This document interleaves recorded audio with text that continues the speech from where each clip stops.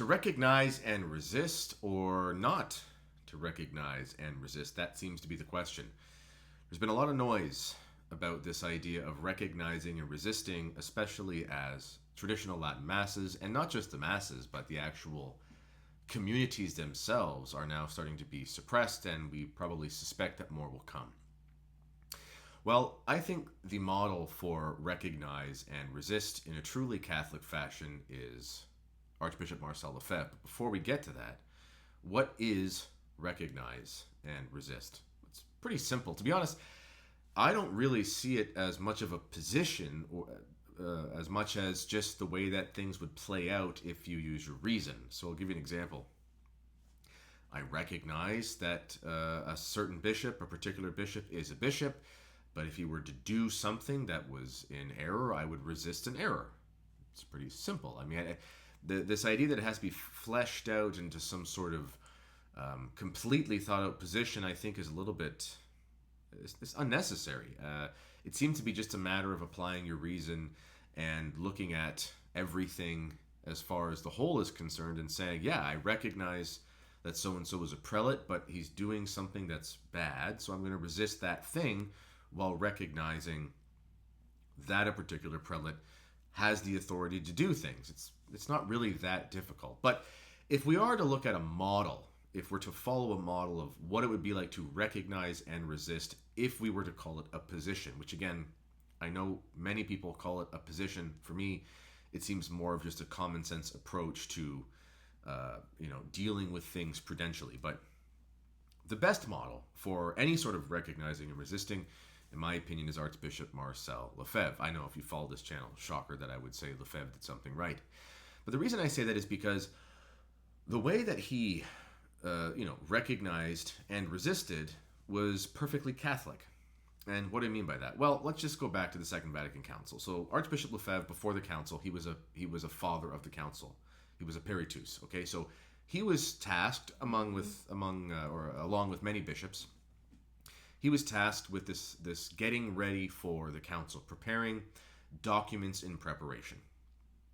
And sadly, if you've heard the story of the Second Vatican Council, kind of day one, a lot of those documents get sort of thrown in the garbage or they get kind of ripped apart.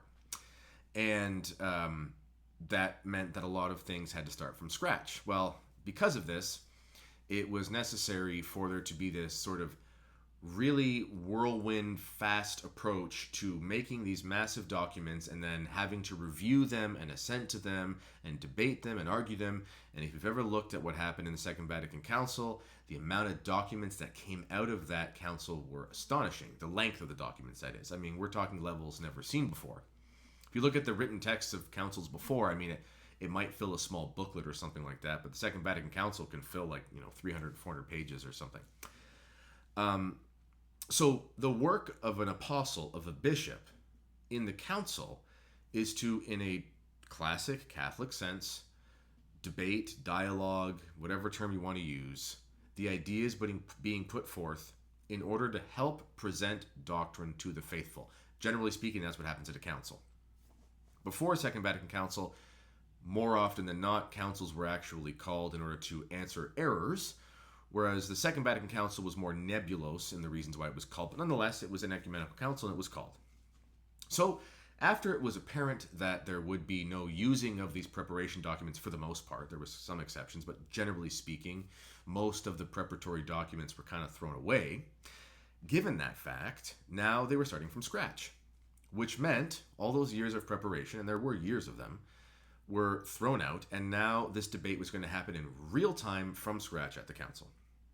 So what we saw was essentially there was a sort of Nouvelle Théologie. I'm not going to call the Nouvelle Théologie modernist intrinsically. I'm just going to say this sort of alliance of, let's say, progressives, and there's nothing intrinsically wrong with being progressive in a sense, if what we mean is we're sort of developing ideas in a different path than before for clarity. That would be progress, we would say.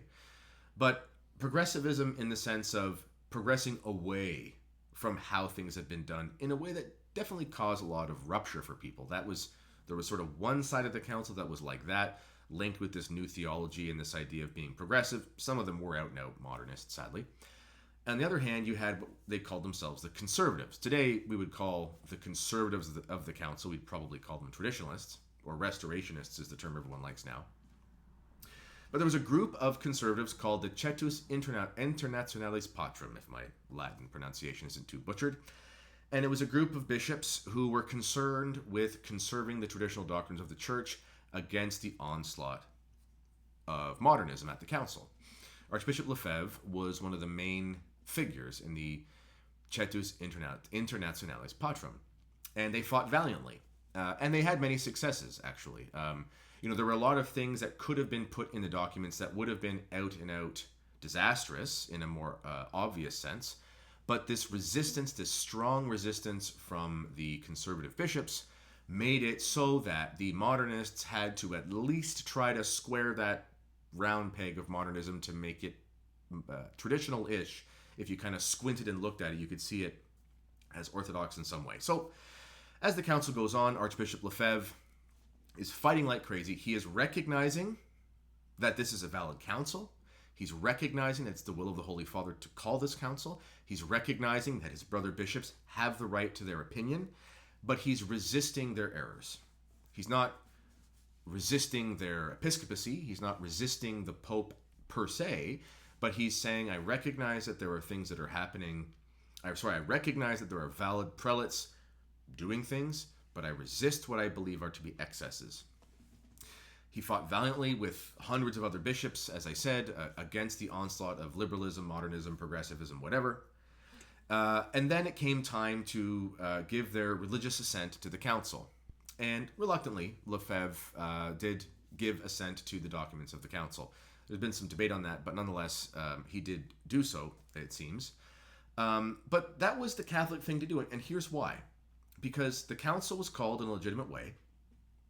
The bishops gathered in a Catholic way. They debated in a Catholic way, even though there was monkey business on the one side. And they hashed it out within the confines of a council, and then came to a place where even if you had to squint and kind of look at the documents with, standing on one foot, spinning in a circle and upside down, you could kind of say, that looks like traditional conservative Catholicism. Okay, we can say that. That was the Catholic thing to do, because Lefebvre was a son of the church. He was a son of the Holy Father. He wanted to give the benefit of the doubt to the process of the council, because that's what a bishop does. He did it in the way that you should do it. Then after the council, he realized that sadly, a ton of bishops were just not going to do things in a Catholic way with the documents of the council. We saw the cataclysm that came after the council, and that's a story that's been told a million times in other places. From there, he recognizes that yes, it was a council. Yes, it took place. Yes, there was a valid process.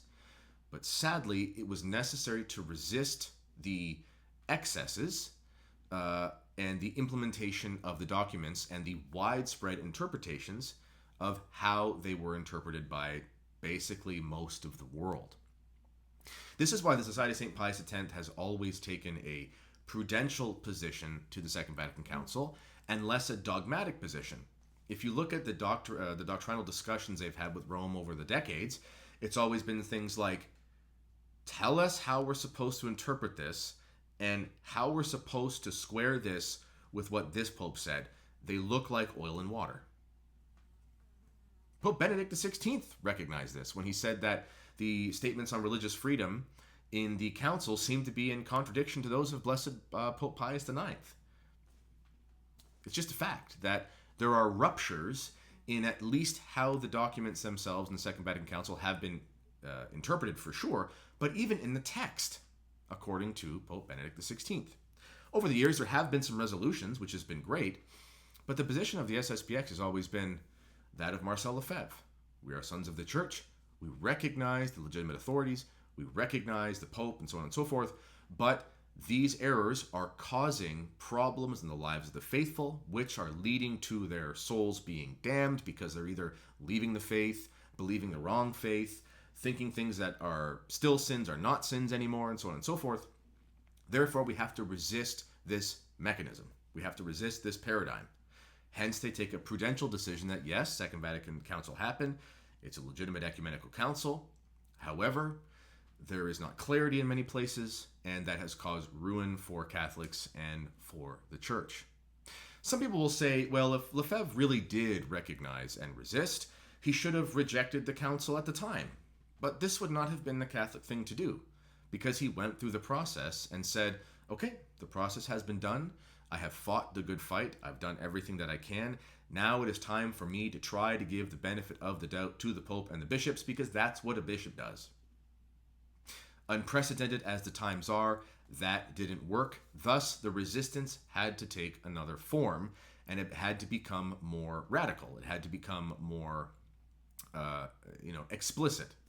I've never understood why people think it's wrong to be called a radical traditionalist. To be called a radical means to go back to the roots. That's the radix. That's what the word radical means. So, I mean, you're a traditionalist who goes back to the roots. Well, aren't we supposed to go back to the early church? I don't understand the problem with being a radical traditionalist. In any case, Archbishop Lefebvre, and by extension the SSPX, in my opinion, are the perfect example of recognize and resist. Never have stopped recognizing the legitimate pillars of the church, legitimate hierarchy, and so on and so forth, but only out of prudence resisted certain excesses or applications of errors in the lives of Catholics. It's possible to look at the documents of the Second Vatican Council and say, sort of like Bishop Schneider says, yeah, you could squint and look and, okay, that kind of can be Catholic there. And then say, we expect our brother bishops to do the right thing with this. But once you see that doesn't take place, then it comes time to resist. So, whatever recognize and resist is, I believe, Archbishop Lefebvre is the perfect model thereof, and by extension, the Society of St. Pius X. Talk to you next time.